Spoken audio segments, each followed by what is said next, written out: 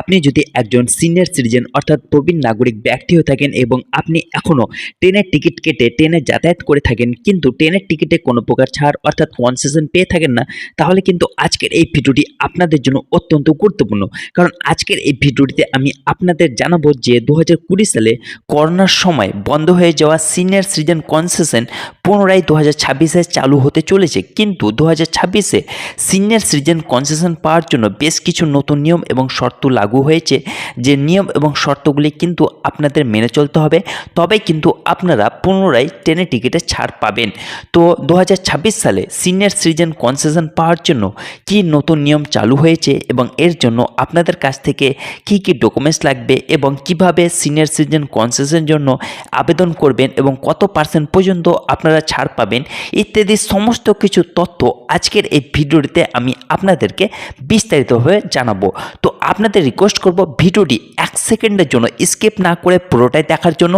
আর আপনারা যদি এই চ্যানেলে নতুন হয়ে থাকেন তো চ্যানেলটিকে অবশ্যই সাবস্ক্রাইব করবেন, কারণ আপনাদের একটি মূল্যবান সাবস্ক্রাইব এই চ্যানেলের জন্য অত্যন্ত গুরুত্বপূর্ণ। তো বন্ধুরা, দেরি না করে চলুন শুরু করা যাক। 2026-এ সিনিয়র সিটিজেন কনসেশন পাওয়ার জন্য আপনাদের কি যোগ্যতা হতে হবে এবং কি ডকুমেন্টস লাগবে ইত্যাদি সমস্ত কিছু আজকে আলোচনা করব। তো প্রথমত আমরা জানবো যে 2026-এ ট্রেনের টিকিটে ছাড় পাওয়ার জন্য কি যোগ্যতা হতে হবে।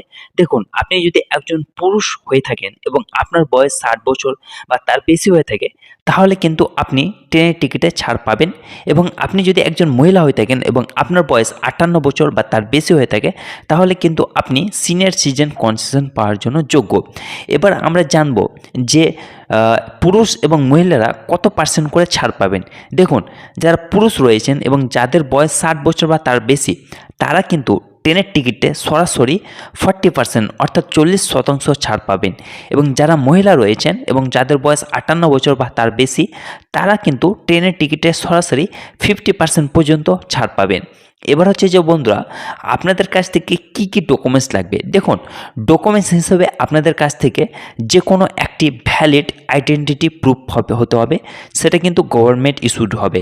যেমন হতে পারে আপনাদের ভ্যালিড আধার কার্ড বা প্যান কার্ড বা ভোটার আইডি কার্ড বা যে কোনো একটি গভর্নমেন্ট প্রুফ হিসেবে আপনাদের কিন্তু ডকুমেন্টস লাগবে।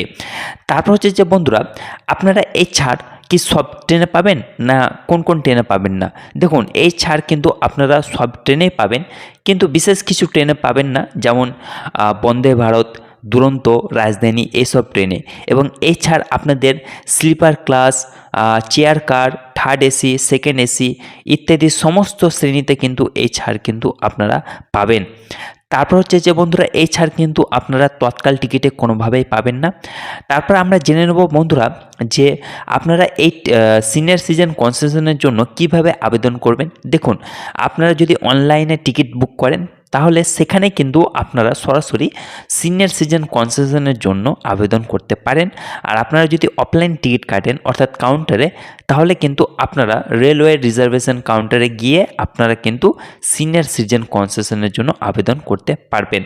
তারপর হচ্ছে যে বন্ধুরা, যেসব প্যাসেঞ্জাররা বয়স্ক রয়েছেন, বয়স্ক নাগরিক এবং সিনিয়র সিটিজেন রয়েছেন, তাদেরকে অতিরিক্ত বাড়তি সুবিধাও দেওয়া হবে। যেমন হচ্ছে আপনাদেরকে লোয়ার বার্থ আপনাকে দেওয়া হবে এবং কিছু কিছু ট্রেনে কিন্তু হুইল চেয়ারের ফ্যাসিলিটি আপনাদের দেওয়া হবে। তো বন্ধুরা, এই হচ্ছে 2026-এ সিনিয়র সিটিজেন কনসেশন নিয়ে বিস্তারিত তথ্য। আশা করি ভিডিওটি ভালো লেগেছে। ভিডিওটি ভালো লাগলে ভিডিওটিকে লাইক করবেন, বন্ধুদের মাঝে শেয়ার করবেন এবং চ্যানেলটিকে অবশ্যই সাবস্ক্রাইব করবেন। ভালো থাকুন, সুস্থ থাকুন, ধন্যবাদ।